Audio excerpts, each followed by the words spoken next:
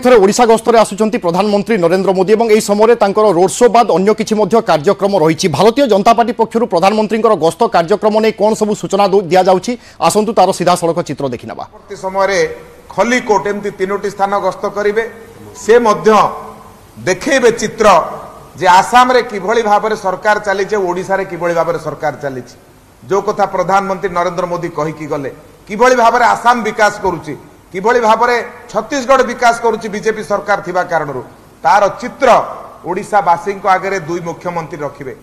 एवं आपण माने जानिचंती ओडिशार विकास रे सबुठु बड़ भूमिका होची हमर जातीय राजपथ विभागर किंतु ओडिशा रे थिबा बिजु जनता दल सरकार जहा कारणरू आज जातीय राजपथ जेतिकी डेभलप हवा कथा तांको पॉलिसी कारणरू आज हेई पारु नै कोठी क्लियरेंस मिलुनी कोठी स्थानीय अंचलर समस्या को समाधान करा जाई पारु नै।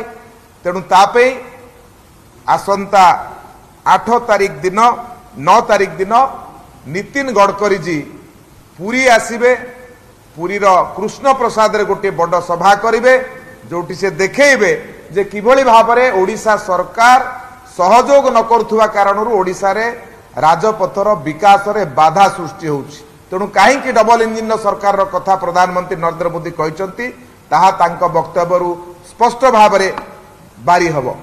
एवं से भली माननीय राजनाथ सिंह जी सी 8 तारिख दिन रायगड़ा एवं भवानीपाटना दुईटी जगह सभा करेंगे आ दुईटी सभा माध्यम ओडिशावासी को अनुभव करेबे भारतीय जनता पार्टी सरकार हबार आवश्यकता कौन अच्छी।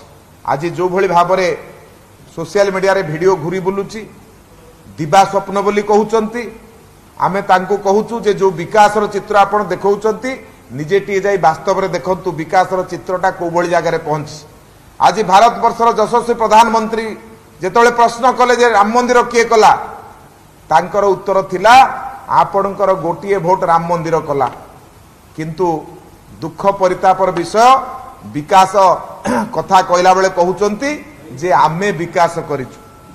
तेणु ये होची सबुठु बड़ दुख परितापर विषय ओडिशा रे वासी को बिजु जनता दल दीर्घ लंबा समय धरिकी ओडिशावासी को ठकी चली विकास नारे विनाश करिछि काम करने ना निजर पॉकेट को गरम करिछि। तेणु ये सबू कथा ओडिशावासी जानी सारिचंती। तेणु ओडिशावासी निश्चित भाव में भारतीय जनता पार्टी को भोट देबे निश्चित भाव में ओडिशा रे भारतीय जनता पार्टी सरकार हबो। ए जो नेता माने आसुचंती ये कथा को सेमाने आहुरी पुष्ट करिवे भारतीय जनता पार्टी सरकार हबो। शपथ ग्रहण तारीख भारतीय जनता पार्टी पक्षर प्रधानमंत्री गस्त और यह बाद राजनाथ सिंह ओडिशा गस्त रही से संपर्क में सूचना दि जाऊला।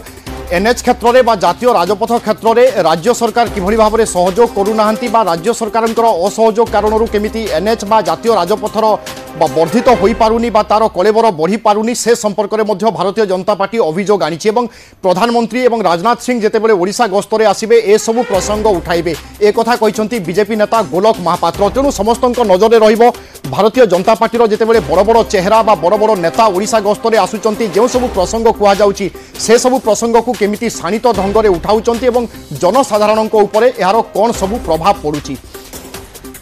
गोटे पटे निर्वाचनी वातावरण और यार भितर आम देखुचे देश में बर्तमान तृतीय पर्याय मतदान जारी रही। तेणु तृतीय पर्याय मतदान उपर रही